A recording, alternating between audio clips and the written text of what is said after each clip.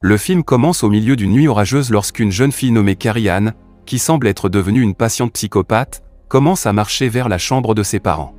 En raison des bruits, sa mère se réveille et lorsqu'elle vérifie que sa fille va bien, elle la tue sans pitié en lui assénant de multiples coups de marteau. Son père Jacobson entend le bruit des coups juste avant que Carrie-Anne ne se précipite pour l'assassiner. Après les avoir tués tous les deux, elle s'échappe de la maison et ne revient jamais. 4 ans plus tard, une nouvelle famille emménage à Woodshire. Elissa et sa mère Sarah commencent une nouvelle vie dans une énorme maison voisine de la célèbre résidence des Jacobson, que l'on peut voir de leurs fenêtres. Pendant que la famille dîne, on apprend que, même après la séparation de Sarah et de son mari, le père d'Elissa lui manque toujours. Plus tard dans la nuit, Sarah est réveillée par des bruits étranges venant de l'extérieur. Elle se rend compte avec stupeur que quelqu'un vit toujours dans la maison Jacobson, supposée abandonnée. Le lendemain, lors d'une réunion avec leurs voisins, Sarah et Elissa apprennent que Ryan, le fils de Jacobson, vit toujours dans la fameuse maison, mais qu'il est très secret quant à ses activités. Pas louche déjà, ça commence mal. Elissa fait la connaissance de Tyler, un adolescent qui fréquente l'école où elle compte aller et qui organise un programme d'aide aux victimes de la famine. Nous avons appris que même la ville a essayé d'acheter la maison de Jacobson parce qu'elle fait baisser la valeur de l'immobilier. Ryan, le fils, ne veut vendre à aucun prix. Il s'avère que pendant que cet acte macabre s'est déroulé, Ryan était en sécurité puisqu'il vivait dans un autre état. Le lendemain, au lycée Butcher, Tyler invite Elissa à une fête de groupe sur la famine. Pendant la fête, Tyler commence à harceler Elissa, ce qui la met en colère et elle quitte la fête sans hésiter. La route est sombre et vide et on entend un coup de tonnerre au loin. Elissa commence à marcher vers la maison et lorsqu'une voiture s'arrête près d'elle, elle essaie d'appeler sa mère mais celle-ci ne répond pas. Le conducteur se révèle être Ryan, qui reconnaît Elissa comme sa nouvelle voisine et lui propose de la raccompagner. Effrayée par la personnalité de Ryan, Elissa refuse catégoriquement en disant qu'elle attend sa mère. Cependant, il commence à pleuvoir, ce qui l'oblige à monter avec Ryan. Sur le chemin du retour, Elissa lui demande pourquoi il vit toujours dans la maison où ses parents ont été tués. Ryan révèle que lorsqu'il avait 7 ans, son père l'a renvoyé et qu'aujourd'hui, leur maison est la seule chose qui lui reste de sa famille. Il révèle également qu'après l'avoir remise en état, il la vendra et partira pour un nouvel endroit. En arrivant à la maison, la mère d'Elissa lui reproche d'être venue avec Ryan et de ne pas l'avoir prévenu. D'autre part, Ryan prépare un repas pour une personne et la porte au sous-sol où il ouvre une petite porte sur le sol et entre dans la chambre de ses secrets. Mais peu après être entré dans la pièce, au bout d'un couloir, Ryan est attaqué par une jeune femme qui semble être Carrie-Anne. Ryan lui injecte alors des drogues et parvient à la rendre à nouveau inconsciente. Il ne comprend pas pourquoi elle cherche toujours à s'enfuir puisqu'il s'occupe bien d'elle et il lui demande également de ne pas déranger le nouveau voisin. C'est vrai qu'être enfermé dans un sous-sol c'est plutôt luxueux.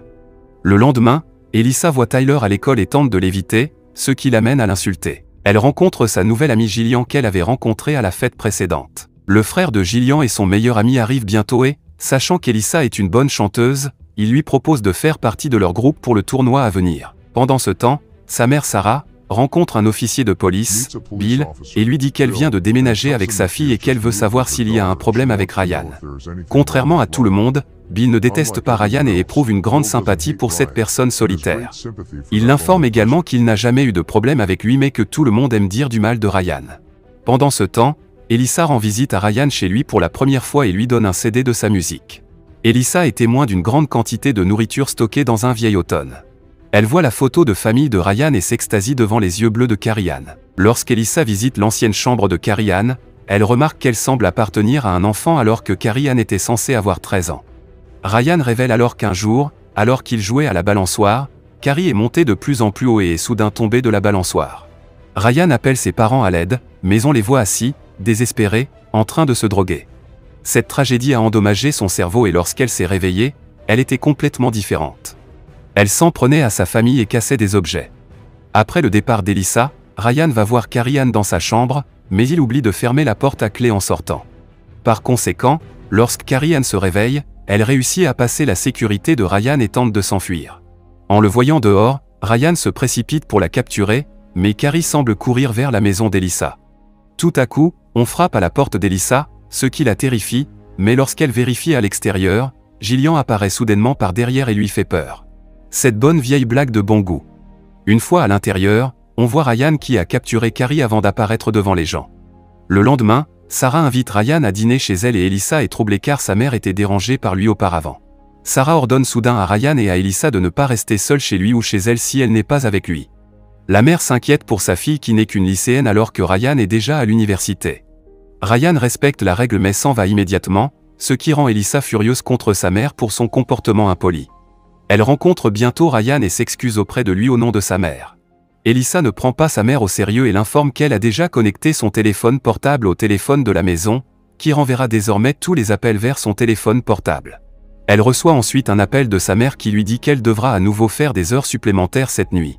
Plus tard dans la nuit, ils entrent dans la maison de Ryan pour batifoler sur le canapé et les bruits qu'ils font parviennent jusqu'à Carrie Ann par l'intermédiaire du babyphone. La fille réussit à s'échapper du sous-sol et tente de s'enfuir à nouveau. En la regardant prendre le couteau, Ryan crie soudain à Elissa et lui demande de quitter la maison. Il se lance à la poursuite de Carrie Ann qui court maintenant à travers les bois et avant que Carrie ne puisse atteindre un couple dans une voiture à proximité, Ryan parvient à la capturer. La jeune fille continue à faire des bruits qui pourraient alerter le couple et Ryan renforce son emprise sur elle. Malheureusement, il lui brise accidentellement la nuque et la tue. Monsieur ne contrôle pas trop sa force. Le cœur brisé par cette perte, Ryan prend le corps de la jeune fille avec lui et s'en va en voiture en l'emmenant quelque part. Ok, pas tant brisé que ça. Plus tard, il appelle Elissa et s'excuse en disant qu'il ne comprend pas vraiment ce qui s'est passé hier soir et qu'il veut la rencontrer à nouveau. Elissa profite de l'occasion pour l'inviter à une bataille de groupe de musique à l'école.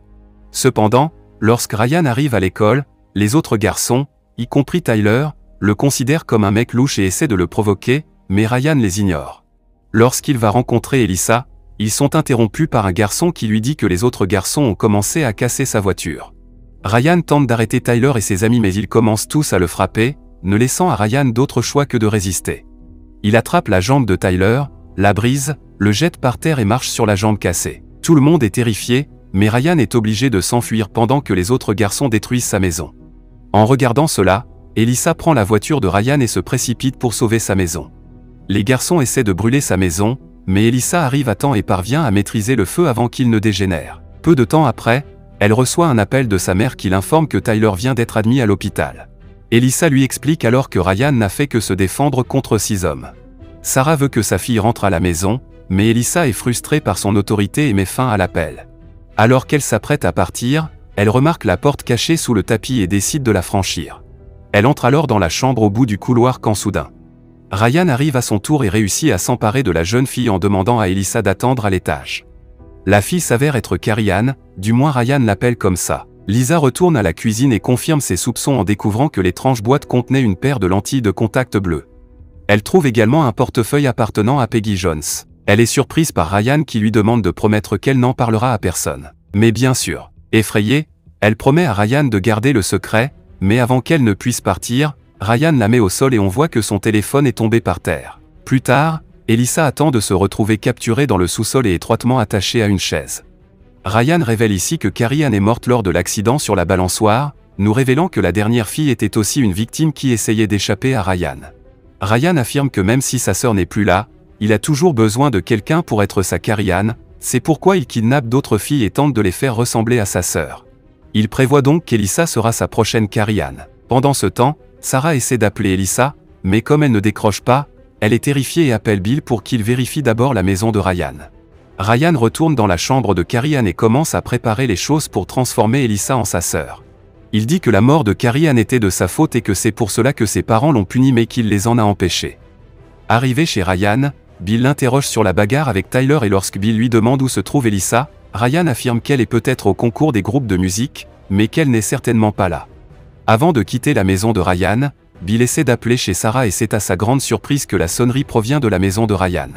Ryan n'a pas d'autre choix que de se battre, il saisit instantanément un couteau et éteint les lumières, obligeant Bill à le poursuivre. Pendant ce temps, Elissa réussit à libérer ses jambes, mais pour libérer ses bras, elle est obligée d'utiliser la lampe chauffante. Retour sur Bill, alors qu'il s'apprête à descendre au sous-sol, Ryan le pousse et le fait tomber dans les escaliers.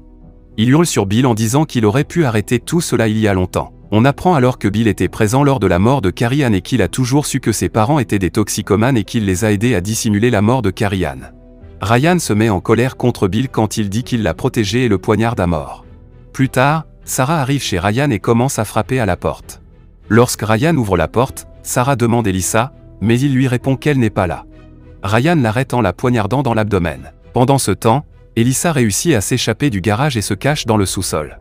Lorsque Ryan l'apprend, il se met à sa recherche. Elissa court immédiatement et s'empare du pistolet de Bill. En regardant cela, Ryan se cache et éteint toutes les lumières, mais alors qu'il tente d'attaquer Elissa, celle-ci lui tire dessus à plusieurs reprises et le fait tomber au sol. Après avoir rétabli le courant, elle s'approche de son corps pour prendre ses clés, mais il se réveille soudainement. Heureusement, Sarah arrive et lui donne le coup de grâce avec son marteau et l'assomme. La mère et la fille se sont finalement échappées de l'endroit et quittent la ville le lendemain. Le film se termine dans la prison où Ryan se souvient de son passé, lorsque sa mère le battait parce qu'il était Ryan et le traitait comme Carrie Ann.